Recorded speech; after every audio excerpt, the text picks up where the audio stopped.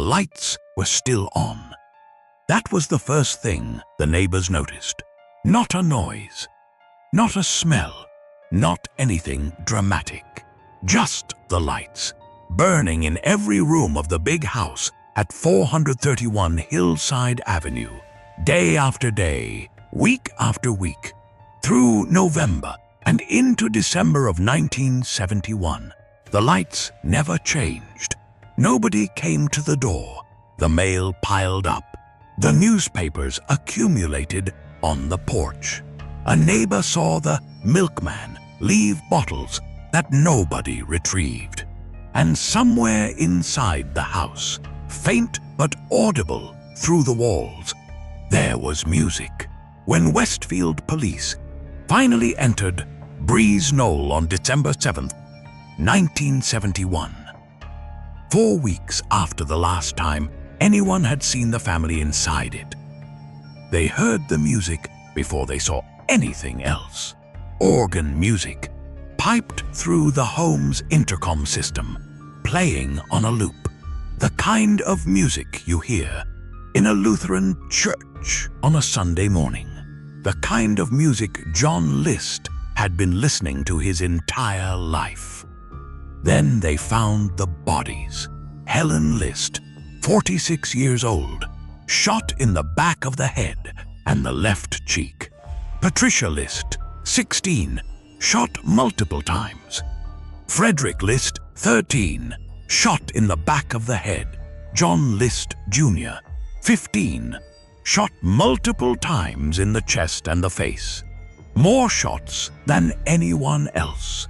More violence in the application of the same plan. Something that investigators would note and never fully explain. Alma List, 84, John's mother, found not in the ballroom with the others, but in a third-floor apartment, shot above the left eye. 4 of them had been arranged in the ballroom on sleeping bags. Alma, who was too heavy for John to carry down the stairs, was left where she had died. He had written a postscript about this in the note. The note was 5 pages long, handwritten, addressed to his pastor, Reverend Eugene Rewinkle of the Redeemer Lutheran Church. John List had left it where he knew it would be found. In it, he explained everything. He wrote that he had killed his family to save their souls. He wrote that the world was deteriorating morally and spiritually, and that he could not allow his wife and children to be lost to that deterioration. His wife was ill and had been drinking heavily. His daughter had been involved in theater, which List associated with moral corruption. He had told her he would never allow her to pursue it professionally. His sons were drifting from the faith, and he himself was failing financially in ways that he had concealed from everyone around him, borrowing against his mother's savings, telling his family they were comfortable when the house was encumbered and the accounts were empty. He could see no way forward that did not involve disgrace. Killing them, he wrote, was an act of mercy. They would go to God before the world could claim them. He had saved them. He signed the letter. He noted the postscript about his mother, and then he left. John Emil List was born on September 17th, 1925, in Bay City, Michigan. He was the kind of man that certain eras and certain communities produced in quantity. Disciplined, religious, formally educated, emotionally constricted. He served in the army during World War II and the Korean War. He studied at the University of Michigan and earned a degree in business administration. He became an accountant. He married Helen Morris Taylor in 1951. They had 3 children. They moved to New Jersey in the early 1960s. First to Kalamazoo, and then eventually to Westfield, where they bought Breeze Knoll. Breeze Knoll was not an ordinary house. It was a 19-room Victorian mansion on Hillside Avenue, the kind of property that announced something about the people who lived in it. It had a ballroom. It had marble fireplaces. It had a Tiffany skylight. It had everything that John List wanted to project about himself and his family. Solidity, prosperity, the visible evidence of a successful American life. The house had been purchased in part with Alma List's savings. Alma lived on the 3rd floor. By 1971, the picture had come apart in ways that John List was managing through concealment rather than action. He had lost his job. He had told Helen he was still employed. He drove to the train station every morning and sat in the station or wandered through the city while his family believed. He was at work. He had depleted Alma's savings. The mortgage was in arrears. The house was becoming unmanageable, a monument to a life that no longer existed financially, only aesthetically. And his family continued to live inside it, believing in a version of things that had already collapsed. He began planning in October 1971. He did not plan impulsively. He planned the way an accountant plans, methodically, with attention to detail, with a mental inventory of every variable that needed to be addressed before the day arrived. He canceled the newspaper delivery. He canceled the milk. He arranged for his children's school to be notified that the family would be traveling for an extended period. He called the school directly and spoke to the appropriate administrative staff and provided a plausible explanation. He told a neighbor they were going to North Carolina to visit relatives. He thought carefully about what would happen after and took steps to delay discovery at every point where discovery was possible. He burned the photographs, every photograph in the house that showed his face. And there were many in a house that had been lived in by 5 people for years. He removed himself from each one. He cut himself out of family portraits. He destroyed images systematically. This was not an afterthought or a panicked act. This was part of the plan, executed in the days before November 9th, with the same calm that characterized everything else. He was 46 years old, and he understood, with the same methodical intelligence he brought to his accounting work, that he would need time, and that time required that he not be recognized. No photographs meant no images to publish. No images meant no face for the public to connect to a name. When investigators entered Breeze Knoll in December 1971, they found a case with a clear suspect and no visual record of what that suspect looked like. The photographs that existed were family images from which John List had been precisely removed. A mother, children, domestic scenes, with a space where the father had been. The FBI had the name. They had the fingerprints on file. They had the handwriting from the 5-page letter. They had a car at JFK. They had nothing that would help anyone identify the man if they passed him on the street. On November 9th, he sent the children to school as usual. When they left, he went upstairs and shot his wife in the kitchen. He moved her body to the ballroom. He went to the third-floor apartment and shot his mother. He went back downstairs and waited for the children to come home. Patricia came home first. He shot her in the hallway. Frederick came home next. He shot him in the kitchen. John Jr. came home last. He was the oldest of the 3 children, 15 years old. What happened in that encounter is documented in the specific nature of his wounds. John Jr. was shot multiple times. He was shot in the chest and the face. The medical examiner would later determine that he had not died immediately from the first shots, that the encounter had been prolonged. John List shot his son more times than he shot anyone else in that house. He arranged 4 of the 5 bodies in the ballroom on sleeping bags. He walked through the house. He turned on the organ. He wrote the letter. He lowered the thermostat. He turned on the lights in every room and left them burning.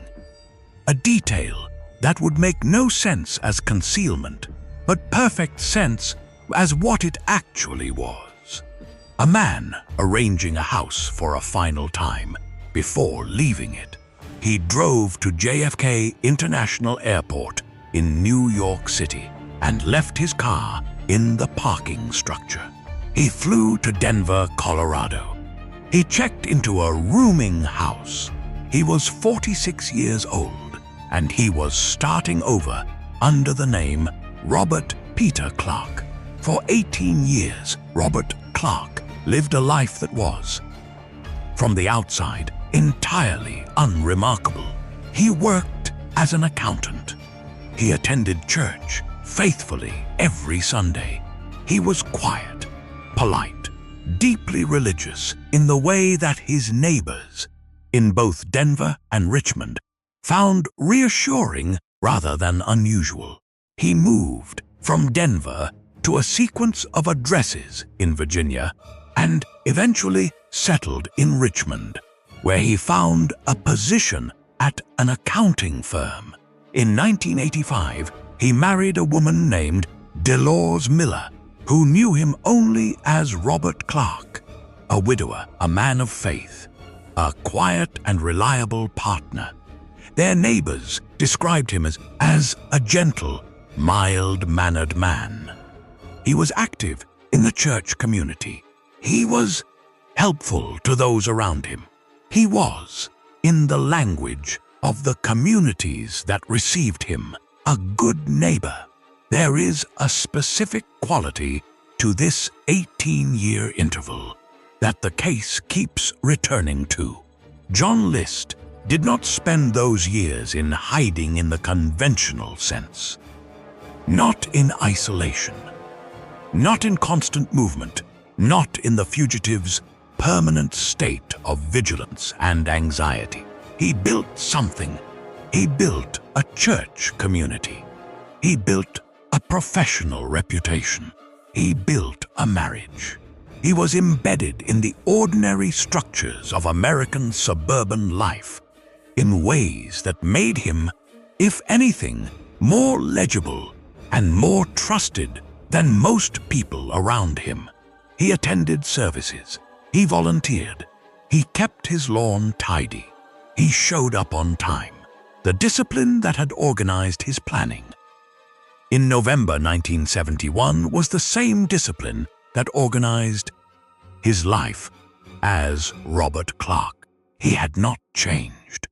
He had simply changed the name attached to the person he had always been.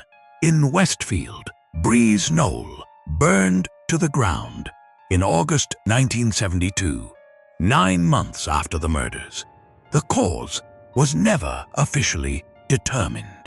A new house was built on the same lot at 431 Hillside Avenue. People who grew up in Westfield called it the List house anyway. The case went cold almost immediately. The photographs had been destroyed. The car at JFK led nowhere. Investigators had a clear suspect and no way to find him. The file stayed open, but the trail had ended on the day it began. In 1988 and 1989, a new television program called America's Most Wanted began airing cases and asking the public for tips. New Jersey prosecutors contacted the show's producer, Michael Linder, about John List. The segment aired on May 21st, 1989, but before it aired, they did something that no investigation had done in criminal television before. They hired a forensic sculptor named Frank Bender. Bender's job was to take a photograph of John List from 1971 and determine what he would look like in 1989, 18 years later. He studied the photograph. He studied the case. He spoke to a forensic psychologist named Richard Walter, who analyzed List's personality and concluded that a man of his character and rigidity, his religiosity, his discipline, his narcissism, his absolute need to present himself as a certain kind of person, would age in specific ways. He would likely gain weight. He would wear glasses. He would probably still attend church. He would probably still work as an accountant.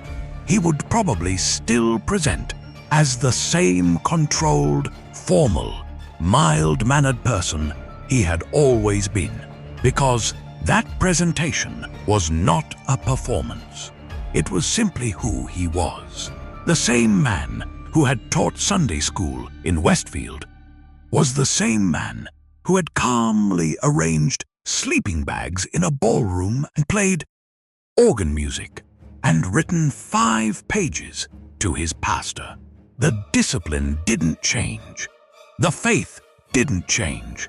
The external presentation of order and quiet didn't change.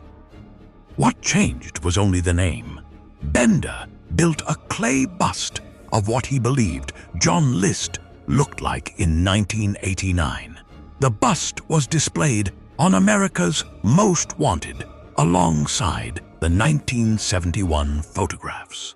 The resemblance, when viewers compared the sculpture to the man they were about to see arrested, was striking enough that the case has been cited in forensic and criminology courses ever since as one of the first successful applications of age progression forensic art to a fugitive apprehension. Within days of the broadcast, tips began flooding in. One came from a woman named Wanda Flannery, who had been a neighbor of Robert and Dolores Clark in Richmond, Virginia. She said, "The man on television looked exactly like her former neighbor, Bob Clark." She said Bob Clark was a quiet, church-going accountant. She said he had moved, but she might still have a forwarding address. On June 1st, 1989, 18 years after he drove away from a house in Westfield, with the lights on and organ music playing, John List was arrested at his workplace in Richmond, Virginia. He was fingerprinted. The prints matched the prints on file from 1971. He was 63 years old. He was wearing glasses. He had gained weight. Frank Bender's sculpture had been accurate in every detail. At his arraignment, List said nothing. He was extradited to New Jersey, where he was tried in 1990. His defense argued that he had been suffering from a mental illness at the time of the killings, that his actions had been driven by a delusional belief that he was acting in his family's spiritual interest. The prosecution argued that the planning, the newspaper cancellations, the school notifications, the burned photographs, the 5-page letter, was too methodical, too systematic, too deliberate for a man who had not known what he was doing. The jury deliberated for less than a day. On April 12, 1990, John List was convicted of 5 counts of first-degree murder. He was sentenced to 5 consecutive life terms. He spent the rest of his life in New Jersey State Prison. He remained, by all accounts, calm, reserved, and deeply religious. He maintained the same quiet demeanor in prison that had allowed him to disappear into an ordinary Virginia life for 18 years. He gave occasional interviews in which he expressed remorse in language that was formal and theological rather than raw or personal. He said he believed he would be reunited with his family in heaven. He said he had acted out of love. He died in prison on March 21, 2008, at the age of 82. He had been incarcerated for 18 years, the same length of time he had spent as Robert Clark.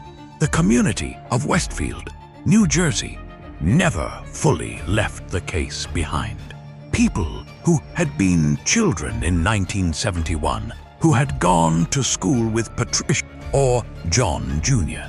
or Frederick, carried the memory of those classmates through their adult lives.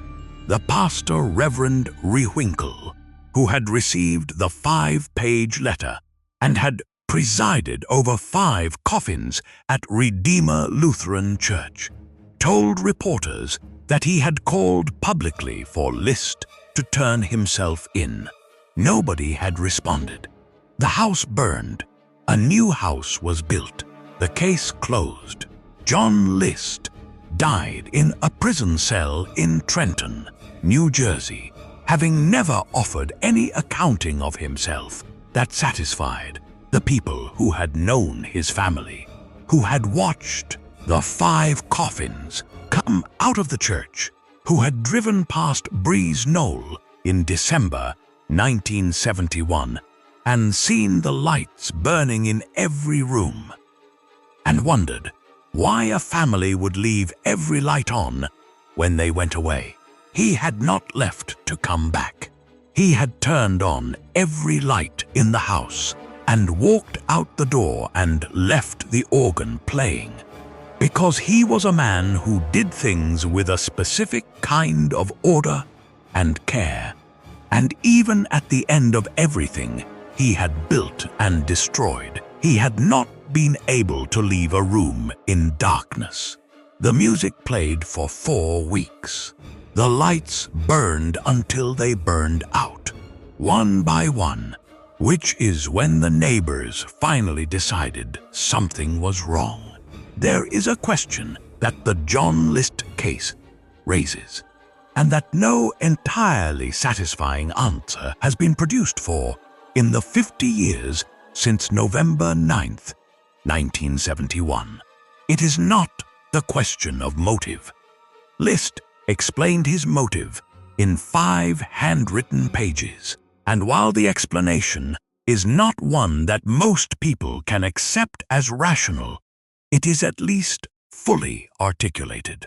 The question is about the letter itself, about the fact that he wrote it, about the specific act of sitting down before leaving and producing a detailed theological explanation of what he had done and why. Most people who kill their families and disappear do not write letters. They do not explain themselves. They do not leave behind a document that is simultaneously a confession, a theological treatise, a financial disclosure, and a farewell to a pastor. they respected. John List wrote 5 pages. He addressed it to a man of God. He explained, in the careful language of a man who had spent his life inside Lutheran doctrine, why what he had done was an act of love rather than destruction.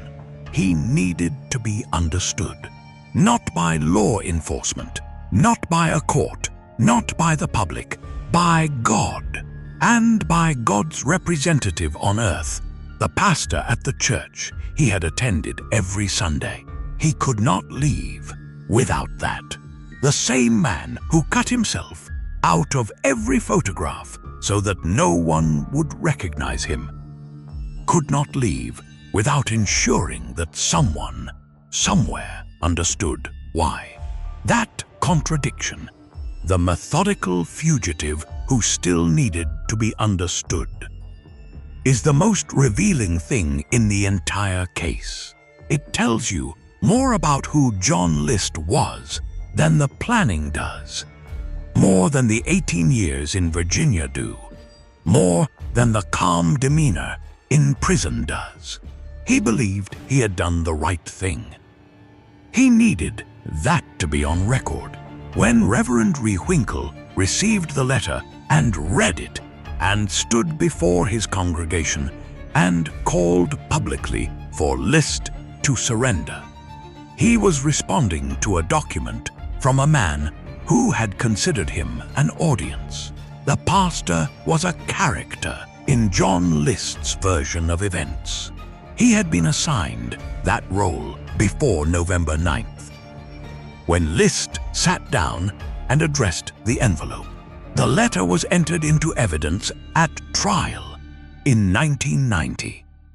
It was read into the record 19 years after he had written it. John List sat in a New Jersey courtroom and heard his own words used to convict him of 5 counts of murder. He died in prison in 2008. He was 82 years old.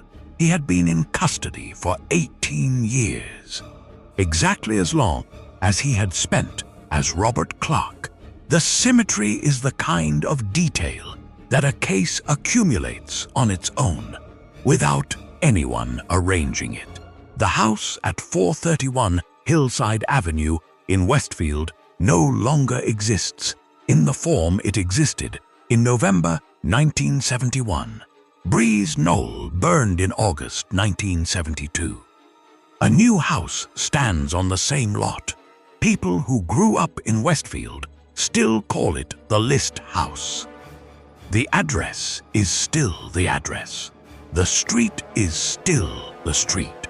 And somewhere in the storage of a New Jersey court, the 5-page letter still exists, written in John List's careful hand, addressed to a pastor who would never answer it, explaining, in the language of a man who believed himself to be devout, why he had done the most irreligious thing a father can do. He turned on every light. He started the organ. He wrote the letter. And then he walked out and closed the door and did not look back. And the music played in an empty house for 4 weeks until the lights started going out one by one, and the neighbors finally understood that something was wrong.